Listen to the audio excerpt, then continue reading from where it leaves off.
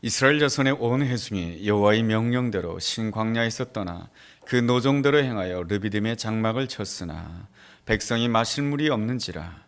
백성이 모세와 다투어 이르되 우리에게 물을 주어 마시게 하라. 모세가 그들에게 이르되 너희가 어찌하여 나와 다투느냐? 너희가 어찌하여 여호와를 시험하느냐? 거기서 백성이 목이 말라 물을 찾으매 그들이 모세에게 대하여 원망하여 이르되 당신이 어찌하여 우리를 애굽에서 인도하여 내어서 우리가 우리 자녀와 우리 가축이 목말라 죽게 하느냐?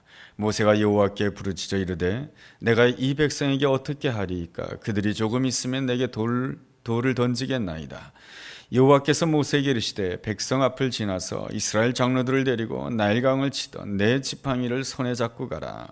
내가 호렙산에 있는 그 반석이 거기서 내 앞에 서리니 너는 그 반석을 치라. 그것에서 물이 나오리니 백성이 마시리라. 모세가 이스라엘 장로들의 목전에서 그대로 행하니라. 그가 그곳 이름을 마사 또는 무리바라 불렀으니 이는 이스라엘 자손이 다투었으며 또는 그들이 여호와를 시험하여 이르기를 여호와께서 우리 중에 계신가 안 계신가 하였음이더라. 아멘. 우리의 몸은 물을 필요로 하고 있습니다. 우리의 몸에 구성하고 있는 것이 물이 80%라고 합니다. 그래서 우리의 몸은 항상 물을 필요로 합니다. 몸 안에 이렇게 물이 충분해야 우리 몸 안에 있는 이 건강한 세포가 잘 성장할 수가 있습니다. 이 혈관 속에 물이 있어야 바로 이 피순환이 잘 이루어질 수가 있는 것입니다. 입안에 물이 있어야 먹는 것을 잘 이렇게 소화할 수가 있는 것이죠. 또 물이 있어야 또 말을 할 수가 있는 것입니다. 그런 점에 있어서 우리의 그 몸은 항상 물을 필요로 합니다. 그래서 우리의 그 몸에 물이 굉장히 소중하다고 하는 것을 잘 아시기에 하나님께서는 우리에게 이 갈증이라고 하는 것, 이 목마름이라고 하는 것을 주셨습니다. 그래서 몸 안에 이 수분이 부족하게 되면 우리가 목마름을 느끼게 되는 것이죠. 우리의 몸이 목마름을 느끼듯이 우리의 영혼도 목마름을 느끼게 됩니다. 언제 우리의 영혼이 목마름을 느끼게 되냐 하면 내가 슬픔에 빠졌을 때, 그리고 내가 분노에 빠졌을 때, 내가 낙심과 절망 가운데 있을 때 내 영혼이 목마른 상태에 있는 것이죠. 내 영혼이 목마를 때에 신령한 물을 마셔야 되는 것입니다. 신령한 물을 마시지 못하면 우리는 그 슬픔과 분노와 그 절망 속에서 우리는 사망에 이를 수밖에 없는 것입니다. 주님께서 이 땅에 오신 이유가 무엇입니까? 우리의 목마름을 해결하시기 위하여서 이 땅에 오신 것입니다. 요한복음 7장 37절에 보면 이러한 말씀이 있습니다. 누구든지 목마르거든 내게로 와서 마시라. 나를 믿어라. 나를 믿게 된다면 너희 배에서 생수의 강이 흘러 나오게 될 것이다 라고 말씀해주고 있습니다. 우리 안에 근심이 있고 슬픔이 있고 두려움이 있고 불안한 마음이 있다라고 한다면 주님께서 우리에게 이 목마름의 신호를 주시는 것입니다. 우리가 영원히 목마를 때에는 더욱더 예수님을 믿어야 되는 것입니다. 예수님께 더 가까이 나가야 되는 것입니다. 예수님을 잘 믿어야 되는데 예수님을 잘 믿는다라고 하는 것은 이렇게 설명할 수가 있습니다. 예수님의 사랑을 믿는다는 것이며 예수님을 잘 믿는다라고 하는 것은 내가 어떤 형편 가운데 있다 할지라도 주님께서 나의 안전을 지켜주실 능력을 믿는 것입니다. 그리고 내가 어떠한 형편 가운데 있다 할지라도 여기에는 주님의 선한 뜻이 있는 줄로 믿습니다. 그래서 주님을 잘 믿는다라고 하는 것은 주님의 사랑을 믿는다는 것이며 주님의 능력을 믿는다는 것이며 주님의 선한 뜻을 믿는다라고 하는 것입니다. 이렇게 주님을 잘 믿게 되었을 때 성경은 우리에게 약속해 주고 있습니다. 너의 배에서 너의 중심에서 생수의 강이 흘러넘치게 될 것이다 라고 약속해 주고 있습니다. 생수의 강이 흘러넘치게 되면 나도 살게 되는 것이고 내 옆에 있는 모든 사람들도 살게 되는 것입니다. 생수의 강이 흐르는 그것이 바로 교회인 것입니다. 생수란 바로 성령님을 뜻하는 것입니다. 우리 안에 생수가 흐르고 성령님이 흐르게 되면 어떤 역사가 일어나게 됩니까? 하나님의 영이 나를 다스리는 역사가 일어나게 됩니다. 하나님의 영이 다스리는 곳에는 언제나 하나님이 원하시는 창조의 역사가 일어나게 됩니다. 이러한 창조의 역사를 성경에서는 우리가 새롭게 된다라고 하는 그러한 표현으로 표현하기도 합니다. 그러므로 우리가 예수님을 잘 믿게 되면은 우리 삶에 가진 것이 없다 할지라도 하나님의 뜻에 의해서 창조의 역사가 일어나고 우리가 새롭게 되는 아름다운 역사가 일어나게 될 줄로 믿습니다. 이것이 바로 교회의 비전이며 교회의 진정한 꿈인 것입니다. 창세기에 나와 있는 요셉의 일생이 그러하였습니다. 요셉은 애굽 땅에 노예로 끌려가게 됩니다. 그러나 요셉의 아름다운 점은 하나님을 잘 믿었다라고 하는 것입니다. 그가 하나님을 잘 믿었다라고 하는 것은 이 가운데서도 하나님의 사랑이 있음을 믿었다라고 하는 것이며, 이 가운데서도 하나님이 나를 안전하게 지켜주실 능력이 있음을 믿었다라고 하는 것이며, 하나님을 믿었다라고 하는 것은 이 가운데서도 하나님의 선한 뜻이 있음을 믿었다라고 하는 것입니다. 하나님을 잘 믿게 되었을 때에 어떤 역사가 일어나게 되냐면 그의 10년 가운데 생수의 강이 흐르게 되는 것이죠. 생수의 강이 흐르게 된다라고 하는 것은 무엇입니까? 그의 10년 가운데 성령님이 역사해 주신다라고 하는 것입니다. 성령님이 역사해 주시게 되었을 때 나타나는 그 아름다운 결과가 무엇이냐면 주님의 마음을 알게 된다라고 하는 것입니다.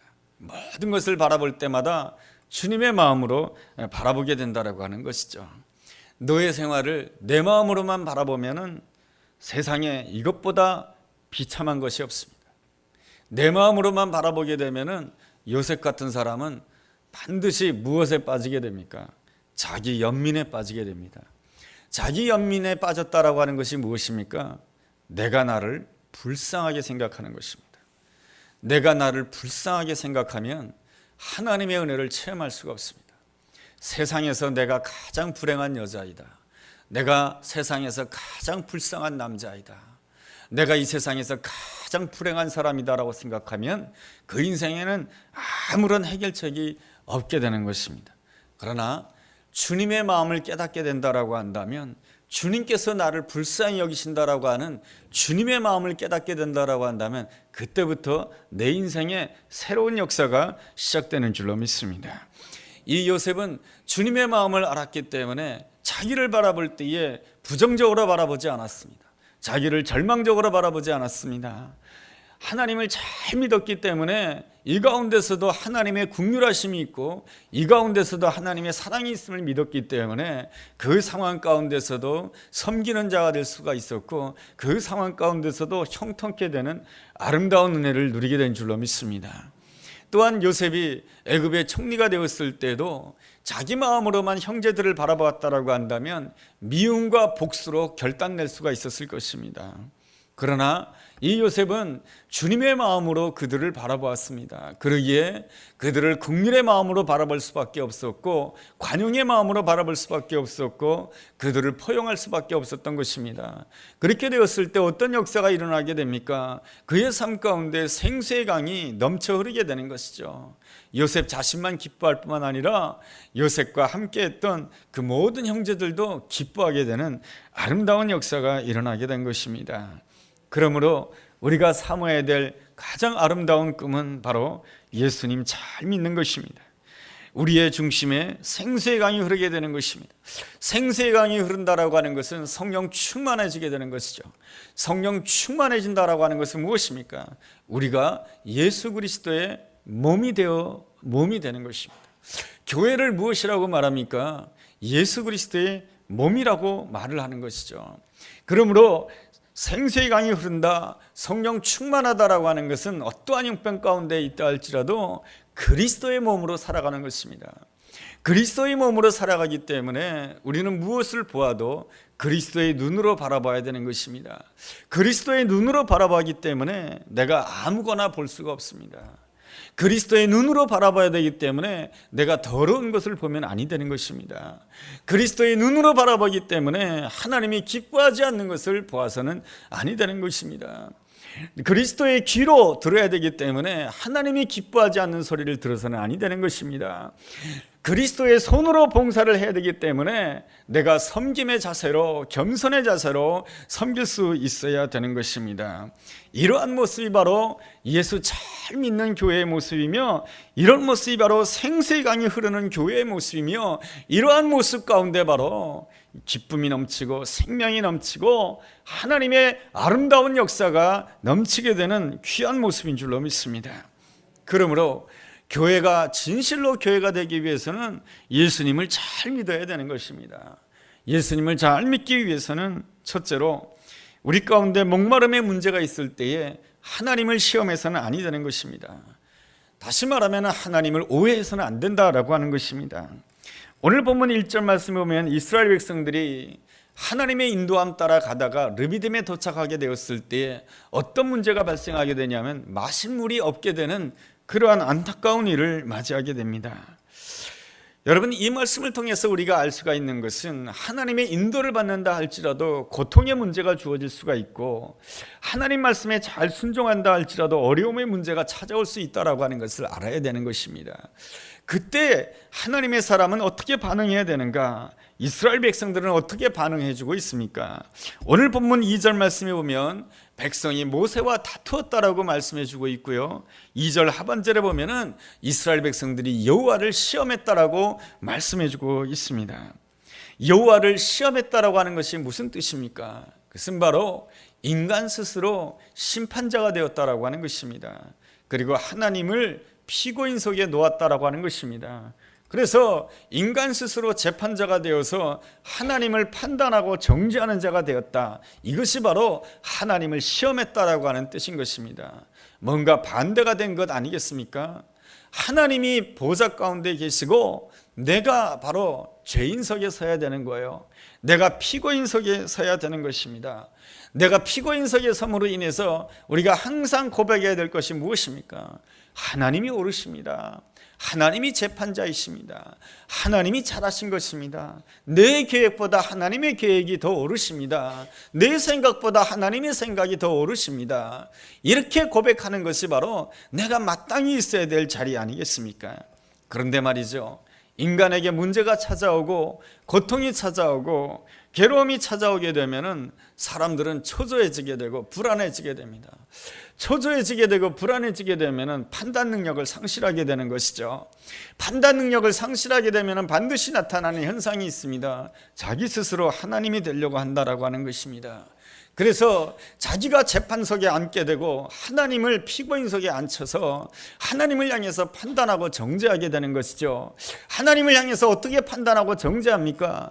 내가 주일 성수 잘하지 않았습니까? 그런데 왜 나에게 이러한 고통을 주시는 것입니까? 하나님 그러시면 안 돼요. 내가 하나님 믿는 백성 아닙니까? 그런데 왜 나에게 이러한 고통과 아픔을 주시는 것입니까? 그거 하나님 잘못하신 거예요. 하나님이 그러시면 안 되는 거예요. 내가 하나님 잘 섬겼는데 왜 나에게 이러한 경제적인 고통이 오는 것입니까? 하나님 그러시면 안 되는 거예요. 하나님이 그런 하나님이라고 한다면 내가 오늘 이 순간부터 내가 하나님 안 믿겠어요. 이것이 바로 무엇입니까? 인간 스스로 재판석에 앉아서 하나님을 심판하고 정죄하는 것이죠. 인간의 처음 범죄는 어디에서 시작되었습니까? 인간 스스로 재판정에 앉게 되었을 때 인간의 처음 범죄가 시작된 것입니다. 하나님께서 인간을 위하여서 에덴 동산을 창설하시고 그것에 온갖 아름다운 것들을 다 준비해 놓으셨습니다. 그런데 하나님께서 한 가지는 금하셨습니다. 선악을 알게 하는 나무의 열매를 먹지 말라라고 말씀해 주셨습니다. 그 한 가지를 금하신 데에는 하나님의 기쁜 뜻이 있었던 것입니다. 인간에게는 한계가 있다라고 하는 것이죠. 인간이 생각한다고 해서 모든 것을 알 수 있는 것이 아니고 계획한다고 해서 모든 것을 다 이룰 수 있는 것이 아니다라고 하는 것입니다. 인간에게는 다 한계가 있다라고 하는 것입니다. 어쩔 수 없는 그 한계가 있다라고 하는 것을 알고 겸손한 온유한 마음으로 매 순간마다 하나님을 의지하고 하나님을 찬양하며 하나님을 예배하게 되었을 때 하나님이 주신 은혜와 축복 가운데 날마다 기쁘게 살 수 있다라고 하는 것이 하나님께서 인간 아담을 에덴 동산에다가 허락하신 이유이며 그 에덴 동산에 선악과를 허락하신 하나님의 귀한 뜻인 것입니다. 그런데 말이죠, 이 인간 아담이 어느 날부터인가 마음을 바꾸기 시작했습니다. 여러분, 사단은 우리 마음을 바꿀 수가 없습니다. 그런데 말이죠, 사람은 마음이 언제 바뀌어지냐면 환경이 변하면 마음이 바뀌어지게 됩니다. 그리고 누군가 옆에서 자꾸만 속닥속닥거리면 마음이 바뀌어지게 되는 것이죠. 이것을 잘 알고 있었던 사단이 뱀을 통하여서 이 하와의 귀에다가 속닥속닥 이야기를 해주게 됩니다. 그러니까 하와가 또 아담에게 속닥속닥 하게 됩니다. 그래서 저 선악과를 먹어도 괜찮다라고 이렇게 서로가 이야기를 하게 되는 것이죠. 그래서 그들은 그러한 속닥속닥 하는 그 사탄의 이야기를 통하여서 어떤 생각을 하게 됩니까? 하나님을 의심하게 됩니다. 하나님을 오해하게 됩니다.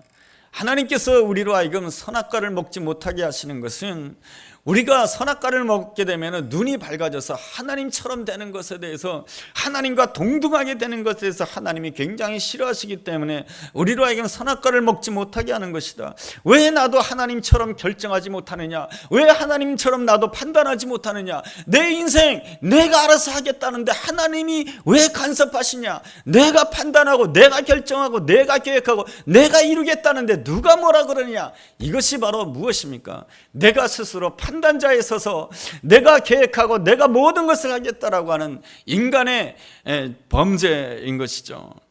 우리의 문제의 핵심은 바로 어디에 있냐면 하나님을 의심하고 하나님을 오해하는 데 있는 것입니다. 하나님을 잘 믿는다고 생각했던 아브라함도 그러한 잘못을 범하게 됩니다.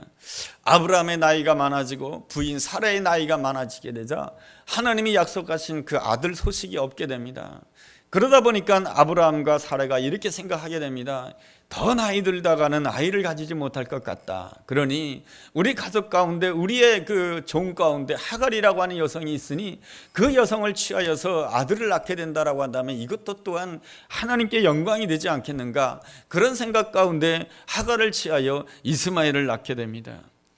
모든 것이 잘 이루어지지 않고 모든 것이 잘 되지 않을 때에 초조해지고 불안해지게 되면 사람이 서두르게 되면은 내가 심판자가 되고 내가 판단한 자가 되고 내가 계획하는 자가 되는 것이죠. 내가 판단하고 내가 이루려고 하면은 다 잘 될 것 같지만 더 큰 문제가 주어지게 되는 것이죠. 그 하갈과 이스마엘로 인하여서 가정이 조용할 날이 없습니다. 항상 가정이 시끄럽습니다. 결국에는 아브라함은 하갈을 내보내야 했고 정말로 눈에 넣어도 아프지 않을 그 아들 이스마엘을 밖으로 내보내야 하는 아픔을 겪을 수밖에 없었던 것입니다. 뿐만 아니라 아브라함에게 더 큰 문제는 영적 침체기에 들어가는 것이죠. 그가 86세 때 이스마엘을 낳았는데 86세 때부터 99세가 될 때까지, 하나님이 찾아올 때까지 그에게는 심각한 영적인 침체가 주어지게 됩니다. 그래서 그 영적 침체 기간 동안에는 성경에서 아브라함에 대한 아무런 이야기가 없습니다. 그것은 무슨 뜻이냐면 아브라함이 좋은 집을 사든 뭐하든 하나님은 아무 관심이 없다라고 하는 것입니다. 아브라함이 이스마엘 때문에 기뻐하든 즐거워하든 그것 때문에 하나님은 아무 관심이 없다라고 하는 것입니다. 아브라함도 하나님 앞에 제사 드렸지만은 하나님의 영광이 임재하지 않습니다. 예배도 늘 형식적입니다. 예배당에도 왔다 갔다 하는 그런 신앙이 된 것이죠. 그러다가 그의 나이 99세가 되었을 때 하나님께서 이 아브라함에게 찾아와 주십니다. 하나님께서 아브라함에게 찾아와 주셔서 제일 먼저 하신 말씀이 무엇이냐면 나는 전능한 하나님이다라고 하는 것입니다. 나는 전능한 하나님이다라고 말씀하시는 가장 큰 이유가 무엇입니까? 아브라함이 가졌던 하나님에 대한 그 식견을 바꿔주기 위한 것입니다. 아브라함이 가졌던 식견이 무엇입니까? 하나님에 대한 지식이 무엇입니까? 우리가 나이가 많이 들게 되면 하나님도 어쩔 수 없다라고 하는 것이 그가 가졌던 하나님에 대한 생각인 것입니다. 그러나 하나님께서는 아브라함에게 말씀해 주십니다. 나는 전능한 하나님이라고 말이죠. 너희가 100세가 되어도 너희가 90세가 된다 할지라도 하나님께서 없는 것 가운데서도 창조하실 수 있는 하나님이시며 너희 가운데서도 아들을 주실 수 있다라고 하는 것이 바로 자기 자신을 일컬어서 전능한 하나님이라고 소개해 주는 것입니다. 그러면서 아브라함의 이름을 아브라함이라고 바꾸게 됩니다. 그의 나이 99세 때 말이죠. 새로운 이름을 주시는 것이죠. 새로운 이름을 주신다라고 하는 것은 무엇입니까? 내가 너의 인생을 새롭게 창조해 주겠다라고 하는 것입니다. 여러분, 아브라함이 특별해서 하나님이 찾아와 주신 것이 아니죠. 하나님이 사랑해 주셔서 찾아와 주신 줄로 믿습니다. 하나님께서 아브라함에게 찾아와 주셨듯이 우리가 영적 침체 가운데 있다라고 한다면 하나님께서 우리에게 찾아와 주시는 놀라운 역사가 있게 되기를 주의 이름으로 축원합니다. 하나님께서는 아브라함에게 찾아와 주셔서 그의 이름을 바꿔주시면서 이렇게 말씀해 주십니다. 내가 너를 심히 번성하게 할 것이다. 그렇게 말씀해 주시자 1년 후에 아들 이삭을 낳게 되는 놀라운 은혜와 축복을 누리게 된 것입니다. 이렇듯 하나님께서 우리를 축복해 주실 때는 하나님에 대한 오해를 바꿔주시는 것부터 하나님께서 행하시는 것입니다. 그러므로 우리가 하나님의 은혜와 축복을 사모한다라고 한다면 우리가 여호와를 알기를 힘써서 사모해야 되는 것입니다. 내가 하나님을 알기를 원합니다. 그래서 말씀을 사모해야 되는 것이고 말씀을 들어야 되는 것입니다. 내가 하나님에 대해서 잘못 알았던 그 모든 생각을 바꾸어 주옵소서. 하나님에 대해서 온전히 깨닫게 하여 주시옵소서. 여러분, 그랬을 때에 하나님께서는 하나님에 대한 그 생각을 바꾸어 주시고 하나님에 대한 나의 생각, 나의 판단, 그 모든 것들을 바꾸어 주신과 동시에 하나님께서는 나에게 축복을 허락해 준 줄로 믿습니다. 여러분, 이 하나님의 마음을 하나님께서 왜 우리에게 고통과 연단을 허락하시는 것입니까? 그것은 바로 하나님에 대한 생각을 바꾸어 주시기 위한 것입니다. 하나님께서는 왜 욥에게 그러한 연단과 고통을 허락하시는 것입니까? 하나님에 대한 그 생각을 바꾸어 주시는 것이죠. 그래서 욥이 하나님에 대해서 이렇게 고백을 하게 됩니다. 내가 전에는 하나님에 대해서 귀로만 듣기만 했었더니 이제는 내가 하나님을 눈으로 배움나이다. 그것이 무슨 뜻입니까? 내가 하나님을 더 정확하게 알게 되었습니다라고 하는 것을 깨닫게 되었을 때 이 욥이 잃었던 그 모든 것들을 다 회복시켜 주시는 놀라운 역사가 있게 된 줄로 믿습니다. 여러분, 베드로도 마찬가지인 것이죠. 나는 예수님을 쫓아다니기 때문에 예수님을 위해서 죽는 자리까지 간다고 하면서 예수님을 잘 안다고 했지만은 실제로 그는 예수님을 알지 못하는 자였던 것입니다. 예수 그리스도의 십자가와 부활을 체험한 데에야, 그 다음에 성령님이 임한 데에야, 그 다음에 예수님을 온전히 알게 되었을 때 그가 가는 곳마다 안진뱅이가 일어나고 그가 가는 곳마다 교회가 일어나고 그가 가는 곳마다 하나님의 역사가 펼쳐진 줄로 믿습니다. 그러므로 하나님 알기를 사모하는 아름다운 마음이 있어야 될 줄로 믿습니다. 그래서 하나님을 향한 뜨거운 열정이 있어야 되는 것이죠.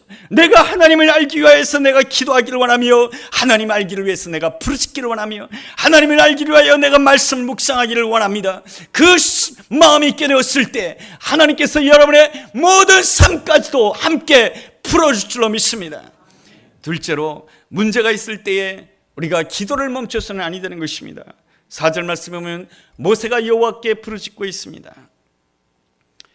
모세가 이렇게 하나님 앞에 부르짖었던 것은 그 힘든 형편을 어떻게든지 하나님께서 해결해 달라고 하는 아름다운 마음도 있겠으나, 그러나 그보다 더 깊은 기도의 제목이 있습니다. 모세가 끝까지 기도했던 이유가 무엇이냐면 내가 끝까지 하나님 편에 서기를 원합니다. 그것이 바로 모세의 가장 아름다운 기도요, 깊은 기도인 것입니다. 모세라고 뭡니까? 이 순간에 원망이 들지 않겠습니까? 내가 뭘 잘못했습니까? 하나님의 인도함 따라 이스라엘 백성들을 인도했는데 왜 내가 백성들에게 원성을 들어야 되며 내가 왜 이러한 피곤함을 당해야 되는 것입니까? 우리도 그렇지 않습니까? 나는 하나님의 나라를 위하여, 교회를 위하여, 상일교회를 위하여 충성한 것밖에 없는데 왜 내가 이렇게 대접을 받아야 됩니까? 왜 내가 이렇게 섭섭한 대접을 받아야 됩니까? 하면서 원망하는 마음 들지 않겠습니까? 그게 뭡니까? 내가 심판자가 되는 것이고 하나님을 피고인 속에 앉히게 되는 것이죠. 그러나 그 가운데서 우리가 기도해야 되는 것입니다. 기도하고 또 기도하게 되었을 때 우리는 이렇게 고백하는 자가 되는 것이죠. 하나님이 옳으십니다. 이 모든 상황을 허락하신 하나님의 계획이 더 큽니다. 하나님의 판단이 옳습니다. 나는 그저 순종할 뿐입니다. 바로 이것이 바로 기도하는 이유인 것입니다. 하나님께서 아브라함에게 명령하십니다. 너의 아들 이삭을 바쳐라. 여러분, 어떤 기분 들겠어요? 아들 줄 때는 언제고 이제는 또 아들 달라고 해네.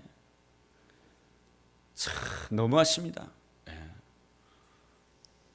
왜 아들 달라고 합니까? 내 소중한 아들, 내 생명 같은 아들. 그러나 아브라함은 하나님의 명령을 듣는 그 순간부터 기도하기 시작했습니다. 왜 기도했는가? 하나님, 그렇다 할지라도 내가 끝까지 하나님 편에 서기를 원합니다. 여기에도 하나님의 사랑이 있는 줄로 믿고, 여기에도 하나님의 선한 뜻이 있는 줄로 믿고, 여기에도 하나님의 계획이 있는 줄로 믿고 순종하게 됩니다. 그렇게 되었을 때 여호와 일에 하나님이 준비해 놓으신 어린 양이 있음을 깨닫게 됩니다. 하나님께로부터 놀라운 축복의 메시지를 듣게 됩니다. 내가 너에게 큰 복을 주겠다.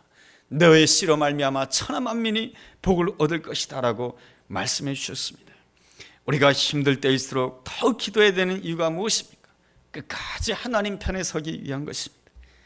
힘들고 어려울수록 하나님, 내가 원하는 바가 있지만 내가 원하는 바가 이루어지지 않는다 할지라도 내가 끝까지 하나님 편에 서기 원합니다.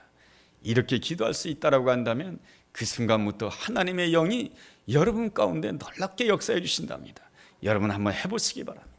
그렇지 않고 내가 원하는 거 반드시 이루어져야 된다라고 집착하게 되면 하나님의 영이 나에게 자유롭게 역사할 수가 없는 것이에요.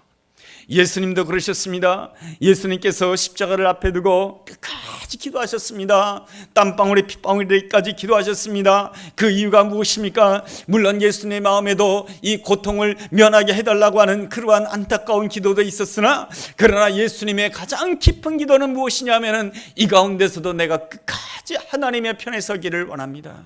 그랬을 때 예수님께서는 십자가상에서도 하나님의 편에 설 수가 있었던 것이죠. 하나님의 편에 서서 모든 것을 이야기할 수 있었기에 그는 예수님께서는 십자가상에서도 용서를 선포할 수 있었고, 십자가상에서도 아버지여 내 영혼을 부탁합니다라고 할 수가 있었고, 옆에 있는 강도를 향하여서 너는 지금 나와 함께 낙원에 있을 것이다 라고 하는 놀라운 축복의 메시지를 선포할 수가 있었던 것이죠. 그러기에 예수님께서 그 십자가상에서도 하나님 편에 서게 되었을 때 3일 후에 부활의 권능에 참여할 뿐만 아니라 예수님께서 하나님의 편에 끝까지 서 있음으로 인해서 우리도 모두가 다 구원함을 받게 되고, 그 갈보리 산상에서 생수의 강이 흐름으로 인해서 모두가 다 살게 되는 아름다운 역사가 있게 된 줄로 믿습니다.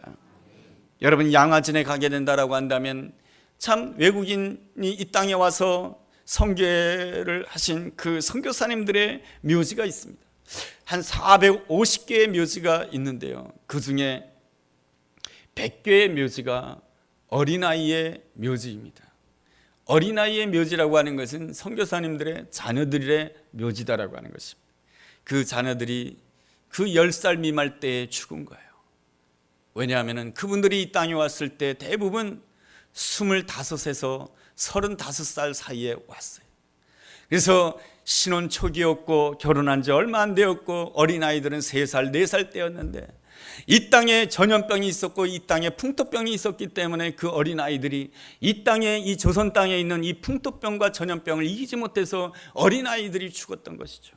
여러분, 그럴 때에 그 선교 사람들이 하나님을 향해서 정말로 원망하고 싶지 않겠습니까? 하나님, 내가 이 땅에 오고 싶어서 왔습니까? 하나님이 가라고 해서 온 것 아닙니까? 내가 한 것은 순종하는 것밖에 없고 이 땅에 복음의 씨앗을 뿌린 것밖에 없는데 어떻게 내 생명과 같은 내 아이를 데려갈 수가 있습니까? 하나님이 그런 하나님이십니까?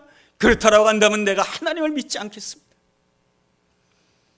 그것이 우리의 솔직한 인간의 마음 아니겠습니까? 내가 심판자가 될 수가 있는 것이고, 하나님을 피고인 속에 앉혀서 하나님을 향해서 정죄하고 하나님을 향해서 판단할 수 있는 것 아니겠습니까? 그러나 하나님께 기도하고 또 기도하는 가운데 끝까지 하나님 편에 서서 하나님이 주신 사명을 감당했기에 이 땅에 놀라운 부흥의 역사가 일어나게 된 줄로 믿습니다.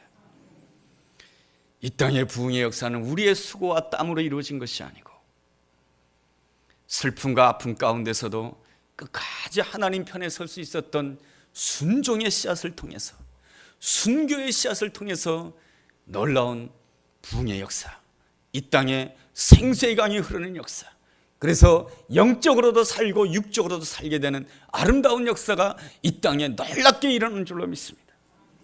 우리가 특별히 머리가 똑똑한 민족이어서 이만큼 성장한 것입니까? 그렇지 않은 것이죠. 그 순교의 씨앗이 있었기 때문에 그렇게 된 것 아니겠습니까? 그러한 점에 있어서 그 순교의 순종을 감당했던 그 선교사님들에게 늘 빚이 있는 것이죠. 그래서 우리가 세계 선교를 감당하고 있는 것입니다. 셋째로, 문제 가운데 있을 때 우리는 하나님의 마음을 알고자 사모해야 되는 것입니다. 모세가 하나님 앞에 부르셨을 때 5절 말씀해 보니까 하나님께서 모세로 하여금 무엇을 들라고 하십니까? 나일강을 치던 지팡이를 들라고 합니다. 나일강을 치던 지팡이라고 하는 것은 무슨 뜻입니까? 나일강을 향해서 심판하는 지팡이인 것이죠. 여러분, 나일강을 치게 되었을 때 나일강이 핏빛으로 변하는 그러한 심판의 역사가 일어나는 것입니다. 그 지팡이를 들고 호렙산으로 오라고 합니다. 6절 말씀해 보니까 내가 호렙산에 있는 그 반석 위에 거기서 내 앞에 서리니, 내가 너 앞에 서겠다라고 말씀해 주고 있습니다. 여러분, 뭔가 틀리지 않았습니까? 하나님 앞에 모세가 서야지 어떻게 모세 앞에 하나님이 서는 것입니까? 그런데 오늘 성경 말씀해 보니까 호렙산에 있는 그 반석 위에 거기서 내 앞에 설 것이다, 내가 너의 앞에 설 것이다 라고 하면서 하나님께서는 모세에게 말씀해 주십니다. 그 나일강을 심판했던 그 지팡이로 나를 심판하라고 하는 것입니다. 그래서 모세가 반석을 내리치는 것이죠. 반석을 내리쳤습니다. 이게 뭡니까? 나일강을 심판하셨던 그 하나님께서는 그 지팡이로 자신을 심판하신 것입니다. 사도 바울은 고린도전서 10장 4절에서 이 반석을 바로 그리스도라고 말합니다. 하나님께서는 원망하고 분노하고 그리고 스스로